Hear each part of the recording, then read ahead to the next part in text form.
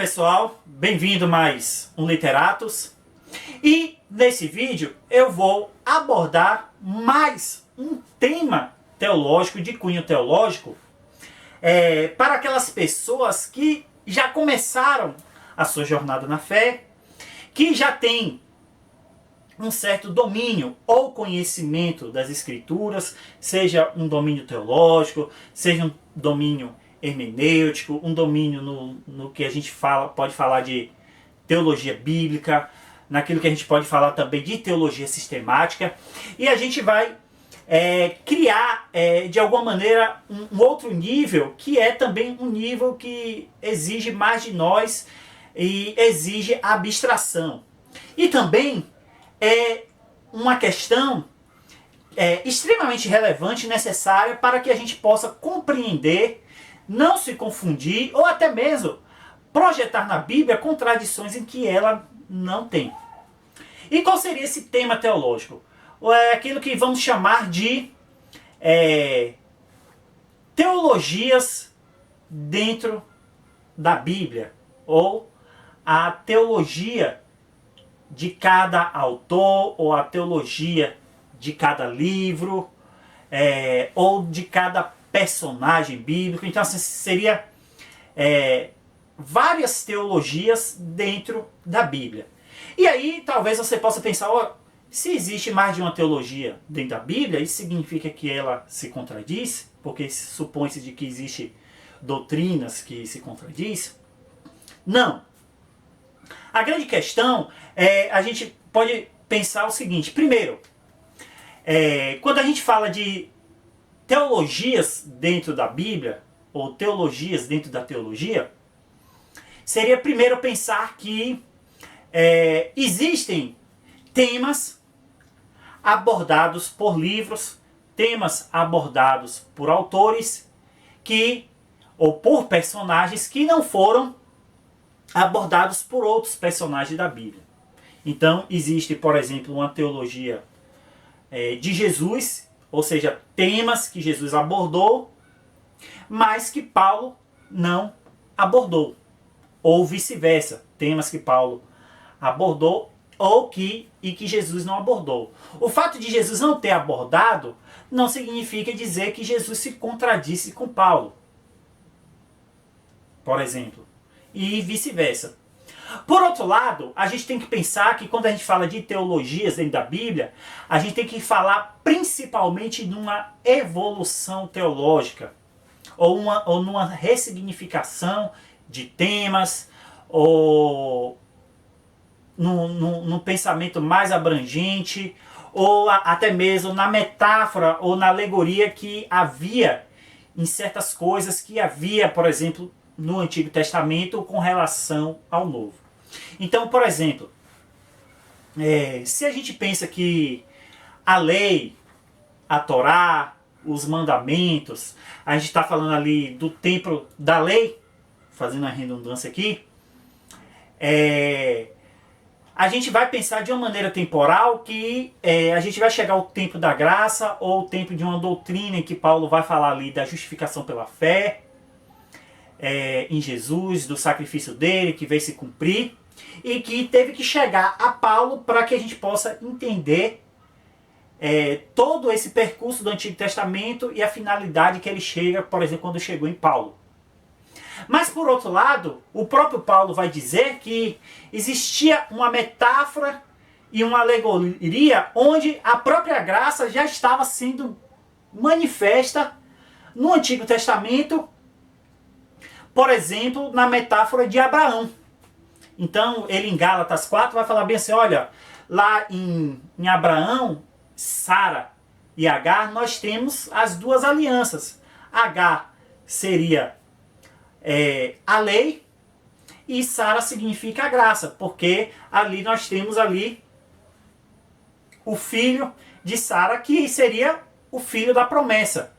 E aí nós somos filhos de Sara.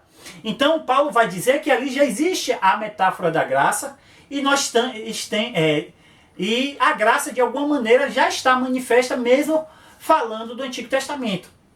Entendeu?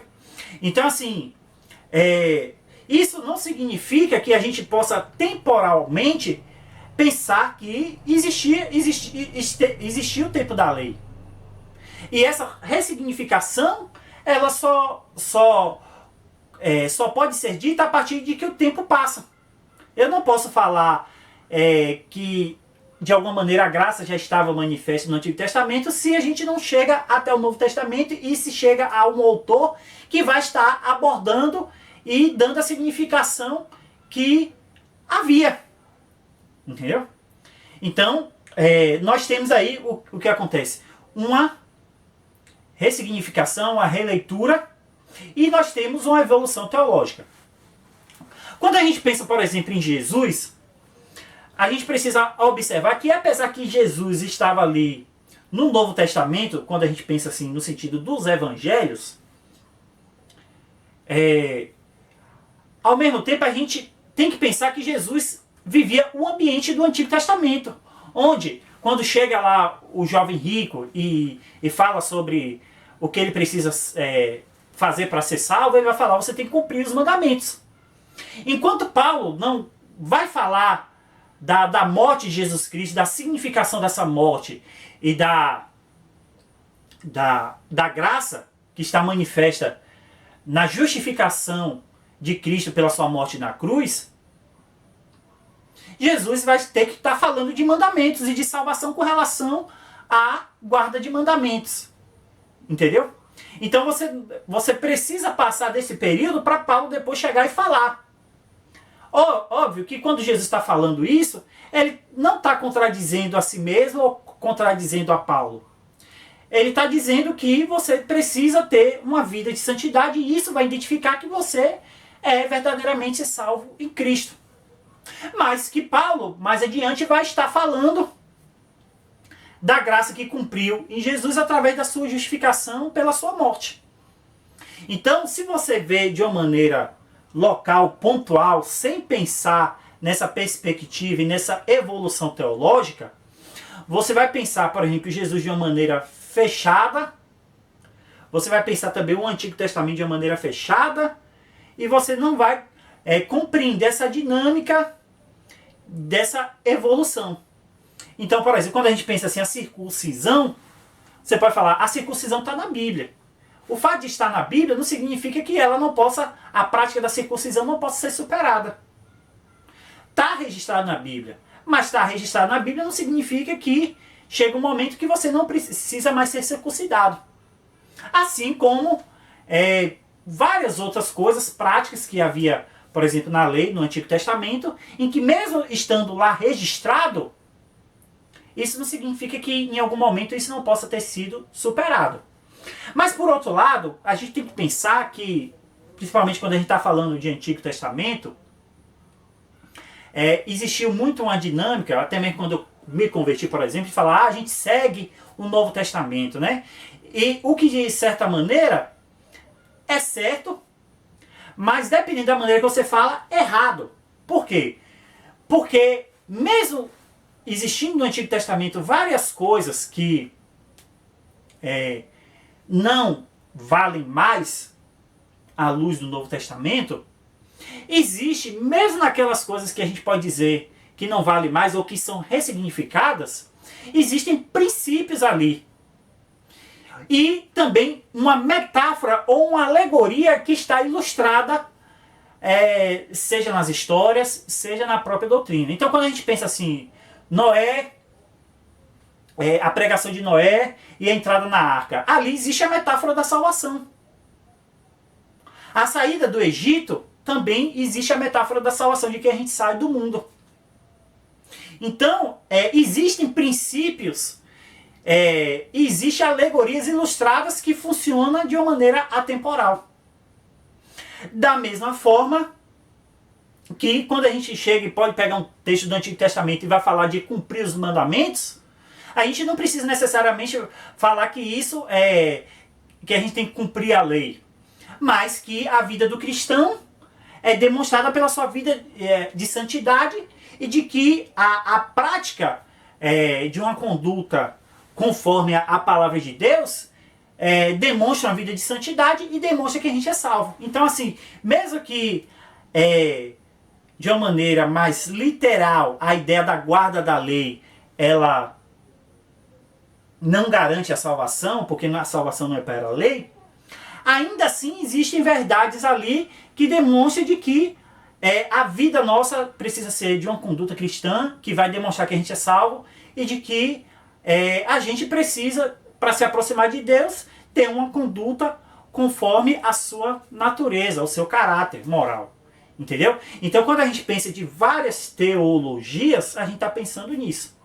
Por outro lado, é uma coisa que às vezes até os próprios pregadores e teólogos não gostam de tocar no assunto, seja por uma questão, para não gerar uma polêmica, um nó, ou até gerar nas pessoas uma ideia de que a Bíblia se contradiz, é de que existem várias teologias na medida em que cada autor bíblico, em coisas que às vezes não são fundamentais teologicamente, eles têm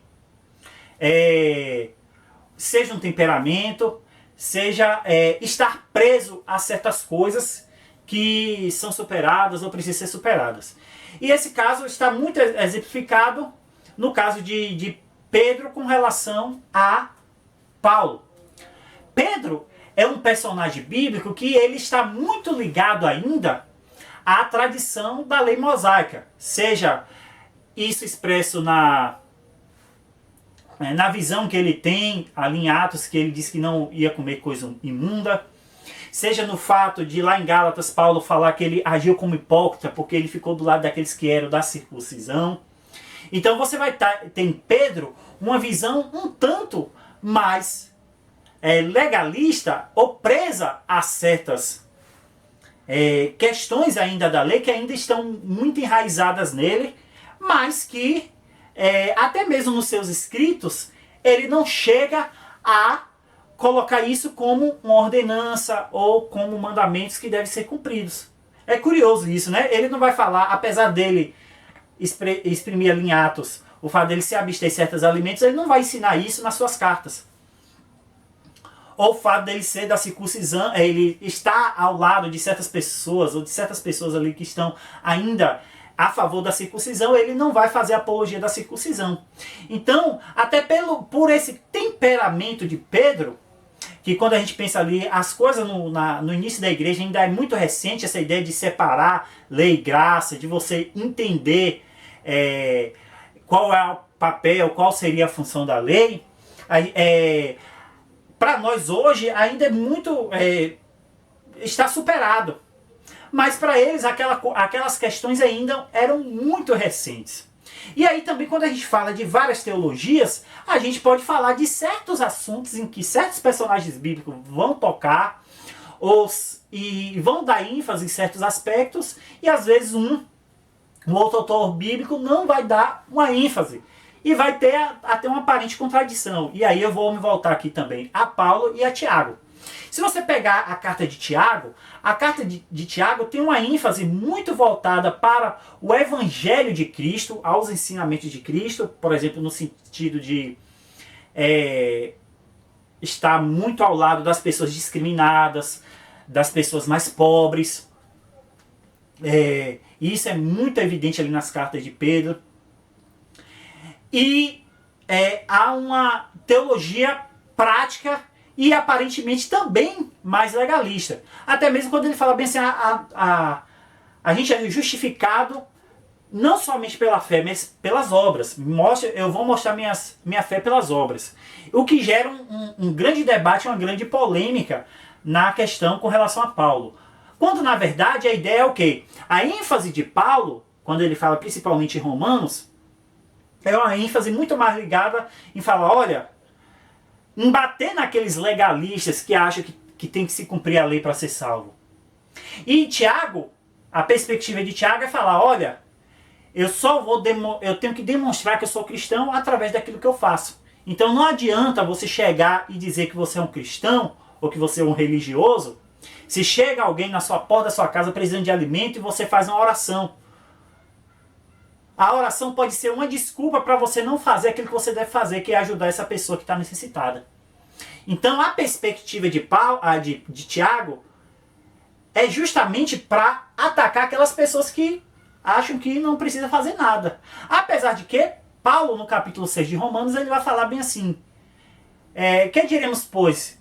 Viveremos no pecado para que a graça seja mais abundante? Ou seja, depois que ele vai falar muito da questão da lei, de que a gente não é justificado da lei, ele vai chegar lá e vai responder: olha, isso, falar que a gente não é justificado da lei, pela lei, não significa dizer que a gente vai viver em pecado. Então, apesar disso, você vai ter também esse outro aspecto de Paulo.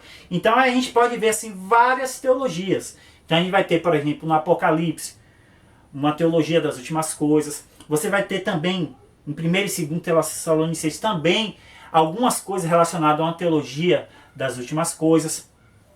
Em Hebreus, você vai ter aquela metáfora, toda a alegoria ilustrada pelo seu autor, da simbologia dos ritos do Antigo Testamento. Então você vai ter em cada livro da Bíblia uma teologia que às vezes outra vai se complementar, vai se juntar e vai se complementar, e também uma teologia também baseada numa ênfase e até em temas que uma ênfase em certos temas que às vezes outros não vão dar essa ênfase.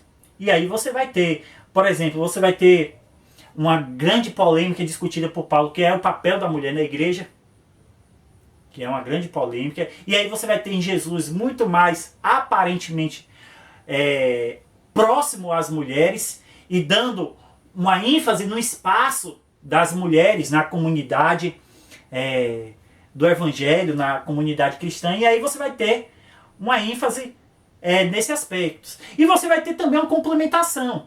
Porque se você for olhar assim, nos Gênesis Deus vai falar: não é bom que o homem esteja só. Não é bom que o homem esteja só. Mas Jesus vai complementar. Ele vai falar bem assim: ó, existe aqueles que são eunucos. Se por um lado Deus vai falar que não é bom que o homem esteja só, isso não significa que é uma coisa universal. E aí Jesus vai complementar: existe aquelas pessoas que não foram feitas pelo casamento. Então existe uma evolução teológica e também uma complementação a coisas que às vezes não estão presentes em certos autores, em certos livros, em certos personagens. Então, pessoal, espero que através desses exemplos tenha mostrado algumas coisas para você entender as várias teologias que estão na Bíblia. Então, espero que eu tenha gostado. Tem o nosso chave Pix aí se você quiser contribuir. E compartilhem, comentem, curtam e até a próxima.